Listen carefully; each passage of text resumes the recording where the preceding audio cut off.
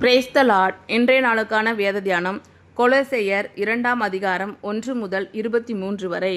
உங்களுக்காகவும் லவோதேக்கியாவில் இருக்கிறவர்களுக்காகவும் சரீரத்தில் என் முகத்தை காணாதிருக்கிற மற்ற எல்லாருக்காகவும் மிகுந்த போராட்டம் எனக்கு உண்டென்று நீங்கள் அறிய விரும்புகிறேன். அவர்களுடைய இருதயங்கள் தேற்றப்பட்டு அவர்கள் அன்பினால் இணைக்கப்பட்டு பிதாவாகிய தேவனுக்கும் கிறிஸ்துவுக்கும் உரிய ரகசியத்தை அறிந்து கொள்ளுகிற உணர்வின் பூரண நிச்சயத்தினுடைய எல்லா ஐசுவரியத்திற்கும் உரியவர்களாக வேண்டுமென்றே இப்படி விரும்புகிறேன். அவருக்குள் ஞானம், அறிவு என்பவைகளாகிய பொக்கிஷங்கள் எல்லாம் அடங்கியிருக்கிறது.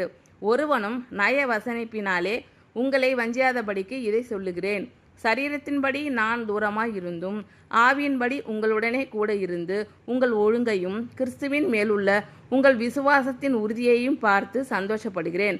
ஆகையால் நீங்கள் கர்த்தராகிய கிறிஸ்து இயேசுவை ஏற்றுக்கொண்டபடியே அவருக்குள் வேர் கொண்டவர்களாகவும் அவர் மேல் கட்டப்பட்டவர்களாகவும் அவருக்குள் நடந்து கொண்டு நீங்கள் போதிக்கப்பட்டபடியே விசுவாசத்தில் உறுதிப்பட்டு சோசரத்தோடே அதிலே பெருகுவீர்களாக. லௌகீக ஞானத்தினாலும் மாயமான தந்திரத்தினாலும் ஒருவனும் உங்களை கொள்ளை கொண்டு போகாதபடிக்கு எச்சரிக்கையாயிருங்கள். அது மனுஷர்களின் பாரம்பரிய நியாயத்தையும் உலக வழிபாடுகளையும் பற்றினதே அல்லாமல் கிறிஸ்துவை பற்றினதல்ல. ஏனென்றால் தேவத்துவத்தின் பரிபூரணமெல்லாம் சரீர பிரகாரமாக அவருக்குள் வாசமாய் இருக்கிறது. மேலும் சகல துரைத்தனங்களுக்கும் அதிகாரத்துக்கும் தலைவராய் இருக்கிற அவருக்குள் நீங்கள் பரிபூர்ணம் உள்ளவர்களாய் இருக்கிறீர்கள். அல்லாமலும் நீங்கள் கிறிஸ்துவை பற்றும் விருத்த சேதனத்தினாலே மாம்சத்துக்குரிய பாவ சரீரத்தை களைந்து விட்டதினால் கையால் செய்யப்படாத விருத்த சேதனத்தை அவருக்குள் பெற்றீர்கள். ஞானஸ்தானத்திலே அவரோடே கூட அடக்கம் பண்ணப்பட்டவர்களாகவும் அதிலே அவரை மரித்தவரிலிருந்து எழுப்பின தேவனுடைய செயலின் மேலுள்ள விசுவாசத்தினாலே அவரோடே கூட எழுந்தவர்களாகவும் இருக்கிறீர்கள். உங்கள் பாவங்களினாலேயும் உங்கள் மாம்ச விருத்த சேதனம் இல்லாமையினாலேயும் மரித்தவர்களாய் இருந்த உங்களையும் அவரோடே கூட உயிர்ப்பித்து அக்கிரமங்கள் எல்லாவற்றையும் உங்களுக்கு மன்னித்து நமக்கு எதிரடையாகவும் கட்டளைகளால் நமக்கு விரோதமாகவும் இருந்த கையெழுத்தை குலைத்து அதை நடுவில் இராதபடிக்கு எடுத்து சிலுவின் மேல் ஆணி எடுத்து துரைத்தனங்களையும் அதிகாரங்களையும் உரிந்து கொண்டு வெளியரங்கமான கோலமாக்கி அவைகளின் மேல் சிலுவிலே வெற்றி சிறந்தார். ஆகையால் போஜனத்தையும் பானத்தையும் குறித்தாவது பண்டிகை நாளையும் மாத பிறப்பையும் ஓய்வு நாட்களையும் குறித்தாவது ஒருவனும் உங்களை குற்றப்படுத்தாதிருப்பானாக. அவைகள் வருங்காரியங்களுக்கு நிழலாயிருக்கிறது. அவைகளின் பொருள் கிறிஸ்துவை பற்றினது. கணுக்களாலும் கட்டுகளாலும் உதவி பெற்று இணைக்கப்பட்டு தெய்வ வளர்ச்சியாய் வளர்ந்தேறுகிற சரீரம் முழுவதையும் ஆதரிக்கிற தலையை பற்றி கொள்ளாமல் மாயமான தாழ்மையிலும் தேவ தூதர்களுக்கு செய்யும் ஆராதனையிலும் விருப்பமுற்று காணாதவைகளிலே துணிவாய் நுழைந்து தன் மாம்ச சிந்தையினாலே வீணாய் இருமாப்பு கொண்டிருக்கிற எவனும் உங்கள் பந்தய பொருளை நீங்கள் இழந்து போகும்படி உங்களை வஞ்சியாதிருக்க பாருங்கள்.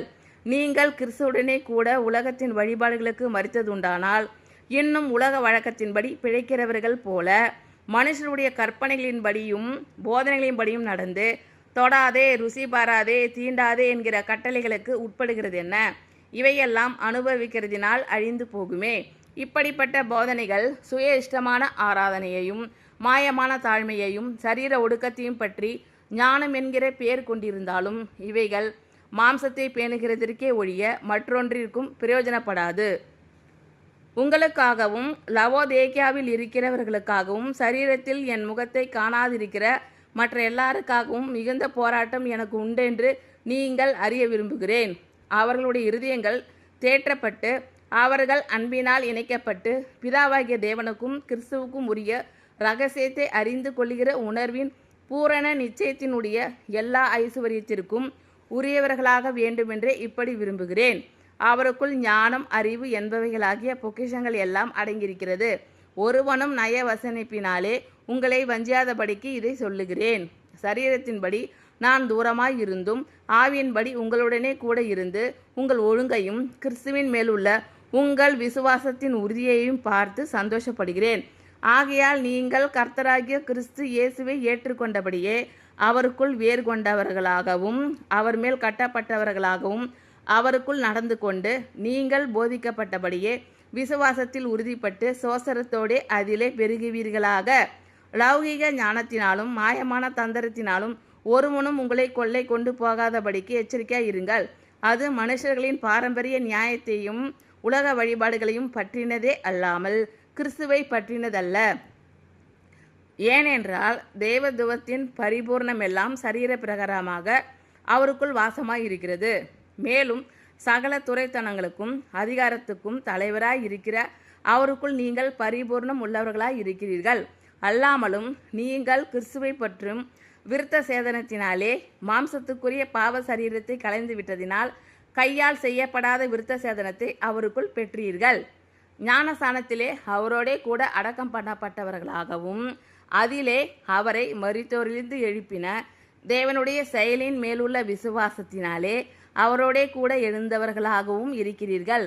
உங்கள் பாவங்களினாலேயும் உங்கள் மாம்ச விருத்த சேதனம் இல்லாமையினாலேயும் மரித்தவர்களாய் இருந்த உங்களையும் அவரோடே கூட உயிர்ப்பித்து அக்கிரமங்கள் எல்லாவற்றையும் உங்களுக்கு மன்னித்து நமக்கு எதிரிடையாகவும் கட்டளைகளால் நமக்கு விரோதமாகவும் இருந்த கையெழுத்தை குலைத்து அதை நடுவில் இராதபடிக்கு எடுத்து சிலுவையின் மேல் ஆணி அடித்து துரைத்தனங்களையும் அதிகாரங்களையும் உரிந்து கொண்டு வெளியரங்கமான கோலமாக்கி அவைகளின் மேல் சிலுவையிலே வெற்றி சிறந்தார். ஆகையால் போஜனத்தையும் பானத்தையும் குறித்தாவது பண்டிகை நாளையும் மாத பிறப்பையும் ஓய்வு நாட்களையும் குறித்தாவது ஒருவனும் உங்களை குற்றப்படுத்தாதிருப்பானாக. அவைகள் வருங்காரியங்களுக்கு நிழலாயிருக்கிறது. அவைகளின் பொருள் கிறிஸ்துவை பற்றினது. கணுக்களாலும் கட்டுகளாலும் உதவி பெற்று இணைக்கப்பட்டு தேவ வளர்ச்சியாய் வளர்ந்தேறுகிற சரீரம் முழுவதையும் ஆதரிக்கிற தலையை பற்றி கொள்ளாமல் மாயமான தாழ்மையிலும் தேவ தூதர்களுக்கு செய்யும் ஆராதனையிலும் விருப்பமுற்று காணாதவைகளிலே துணிவாய் நுழைந்து தன் மாம்ச சிந்தையினாலே வீணாய் இருமாப்பு கொண்டிருக்கிற எவனும் உங்கள் பந்தய பொருளை நீங்கள் இழந்து போகும்படி உங்களை வஞ்சியாதிருக்க பாருங்கள். நீங்கள் கிறிஸ்துவுடனே கூட உலகத்தின் வழிபாடுகளுக்கு மரித்தது உண்டானால் இன்னும் உலக வழக்கத்தின்படி பிழைக்கிறவர்கள் போல மனுஷருடைய கற்பனைகளின்படியும் போதனைகளின்படியும் நடந்து தொடாதே, ருசி பாராதே, தீண்டாதே என்கிற கட்டளைகளுக்கு உட்படுகிறது என்ன? இவையெல்லாம் அனுபவிக்கிறதினால் அழிந்து போகுமே. இப்படிப்பட்ட போதனைகள் சுய இஷ்டமான ஆராதனையையும் மாயமான தாழ்மையையும் சரீர ஒடுக்கத்தையும் பற்றி ஞானம் என்கிற பெயர் கொண்டிருந்தாலும் இவைகள் மாம்சத்தை பேணுகிறதற்கே ஒழிய மற்றொன்றிற்கும் பிரயோஜனப்படாது. ஆமீன். Thank you Lord. கர்த்தர் உங்கள் அனைவரையும் ஆசீர்வதிப்பாராக. God bless you all.